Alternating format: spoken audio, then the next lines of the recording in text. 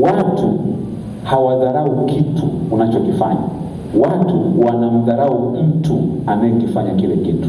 Ndio maana leo kuna watu wanaonekana hawana maana kwa sababu wanaendesha bodaboda, lakini wapo watu wanaonekana wa maana kwa sababu ya kazi yao hiyo ya bodaboda, wanapewa heshima.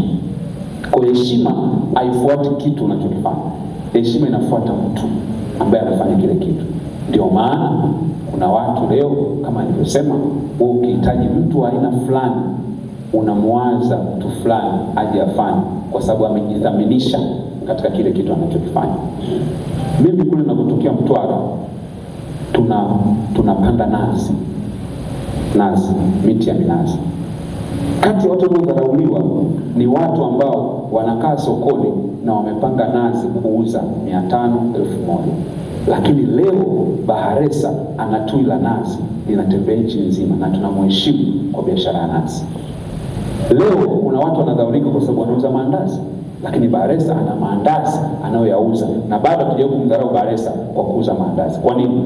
Watu hawadharau mtu, hawadharau kitu, wanadharau mtu. Unapojipackage vizuri, haitajalisha unafanya jambo gani, watu watakuheshimu. Thamini unachokifanya. Kwa wewe kama unaendesha bodaboda, wewe dereva wa gari, wewe ni kinyozi, wewe ni fundi wa magari, heshimu, hiyo ni ofisi yako, ithamini. Unapoipa thamani na yeye itakupa thamani. Mimi kule Mtwara nilikuwa na fundi wangu mmoja wa gari. Siku moja nilikuwa namtafuta sana simpati, kwa anaitwa Saumu. Fundi wangu siku nyingi sana. Nilikuwa namtafuta sana simpati. Baadaye kama imepita kama wiki 2 hivi, akaona zile scope, akaniulia, akaniambia ulikuwa unatafuta bosi vipi? Nikamwambia nilikuwa na changamoto natafuta simpati. Akaniambia nilikuwa niko Zambia. Kama unaenda kufanya Zambia, akasema unajua kuna gari lilikuja hapa la mafuta likaharibika, nikalitengeneza. Yule dereva aka-appreciate sana namna nilivyofanya naye kazi kwa uaminifu, na amerudi kwao hajawahi kupata ile changamoto tena. Sasa kuna mwenzake yuko Zambia amepata changamoto kama ile ya kwangu, amenisafirisha, alikuwa na passport amesha darasa 7, amenitafutia gharama ya passport nimeshalipa tayari na kila kitu, amenipa na nauli na accommodation, naenda kufanya kazi kutengeneza. Kwa nini? Watu hawadharau unachokifanya, wanakudharau wewe kwa sababu wewe umedharau unachokifanya. Ukithamini unachokifanya, watu watakuthamini. Ukikiheshimu, watu pia watakuheshimu. Thamini kitu unachokifanya. Kama wewe fagia kwa namna ya kwamba kila mtu aseme kama kuna wafagizi nchi hii, basi wewe ndio mfagizi mkuu anayetakiwa kuheshimiwa. Unatambulika kwa kuheshimu na kuthamini unachokifanya. Jambo la pili, uwe mwaminifu. Kwa sasa hivi elimu tunakoelekea haitakuwa kitu cha kutofautisha, kwa sababu tukisimama hapa watu watasema wana diploma, wana degree, wana masters, wamaliza form 4, wamaliza form 6.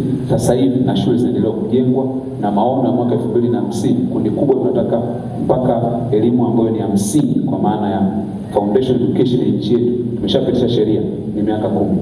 Darasa kwanza mpaka 6, form 1 mpaka form 4. Kwa mtu wa kawaida kabisa ambaye atakuwa anaonekana ndio hajasoma, miaka 25 ijayo yule ambaye atakuwa na elimu ya kidato cha 4. Lakini the rest watakuwa ni wasomi tu. Dunia haina shida ya wasomi wengi sasa hivi. Dunia ina shida ya watu waaminifu. Mmewasikia vijana wenzenu hawa ambao na wenyewe pia bado ni bodaboda. Mmewasikia changamoto wanazokutana nazo. Hawajasema changamoto zingine, wanasema ni changamoto za uaminifu. Yaani mtu anakupa kitu lakini wewe sio mwaminifu. Uaminifu utakutofautisha kwa haraka sana kwenye maisha yako kuliko kitu kingine chochote. Na bahati mbaya uaminifu ufundishwe darasani. Ni tabia unayoijenga mwenyewe. Na wengi hao waaminifu kwa sababu wako tayari kuipoteza kesho yao iliyo kubwa kwa kutaka kufaidika na jambo dogo la leo. Matokeo yake anaharibu future yake. Uwe mwaminifu katika maeneo matatu makubwa. Kwanza, uwe mwaminifu kwa ubora wa kazi unayopewa. Ukipewa kazi, jijengee tabia kwamba hata kama hakuna mtu atakayenikagua au atakayeniona, nitafanya kazi kwa ubora uliopitiliza mpaka mtu aulize kazi imefanywa na nani. Eneo la pili, jenga uaminifu katika taarifa. Vijana wengi wamekosa fursa kwenye maisha yao kwa sababu wamekuwa ni watu ambao wanadanganya vitu vingi. Hata mimi kwenye mchakato wa mikopo nimekutana na vitu vingi. Kuna watu wamekosa fursa kwa sababu tu ya uongo. Dunia tunaishi sasa hivi ni ngumu sana kudanganya kwa muda mrefu na uongo wako usijulikane. Jenga tabia ya kuaminika kwenye taarifa zako kwa kiwango ambacho mtu anasema kama yeye amesema basi kitu ni cha uhakika. Aseme kama unataka kupata uhakika wa jambo hili muulize mtu fulani. Lakini eneo la tatu, jenga uaminifu kwenye fedha, ambao manake ni nidhamu ya pesa. Umesikia shuhuda ambazo wamesema wameanza tuna mtaji mdogo lakini leo wamefika mbali. Jana nilikutana na kijana kule Ludewa, sio kama DC unakumbuka, wao walianza na 700,000, sasa hivi wamepata shilingi ngapi? Milioni 40, milioni 49. Walianza na 700,000, mkopo wa 10% ya halmashauri, walichukua 700,000. Leo wale wananiambia wana mkopo wa milioni 49. Kwa nini? Ni waaminifu.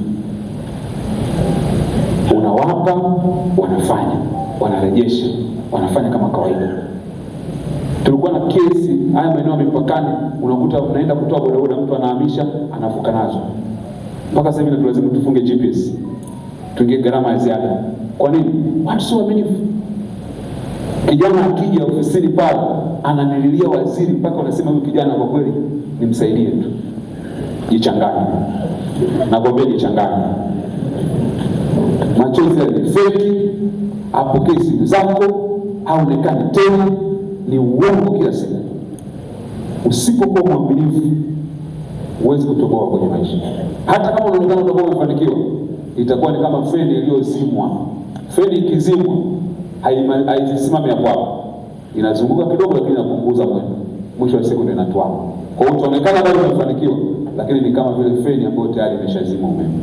Jenga uaminifu, utakutoa kwenye maisha yako kwa ukubwa sana. Wewe tunasema hivi, ukitaka kuajiri unaangalia ujuzi na unaangalia tabia. Lakini ukipata mtu mwenye ujuzi mkubwa na tabia mbaya, na mtu ambaye ana tabia nzuri lakini ana ujuzi mdogo, waajiri wengi wako tayari kumchukua huyu namba 2, kwa sababu ni rahisi kufundisha ujuzi kuliko kufundisha tabia. Jenga uaminifu. Jambo la 3 na la mwisho, usidharau mwanzo mdogo. Kila unachokiona kikubwa leo, jana kilikuwa ni kitu kidogo.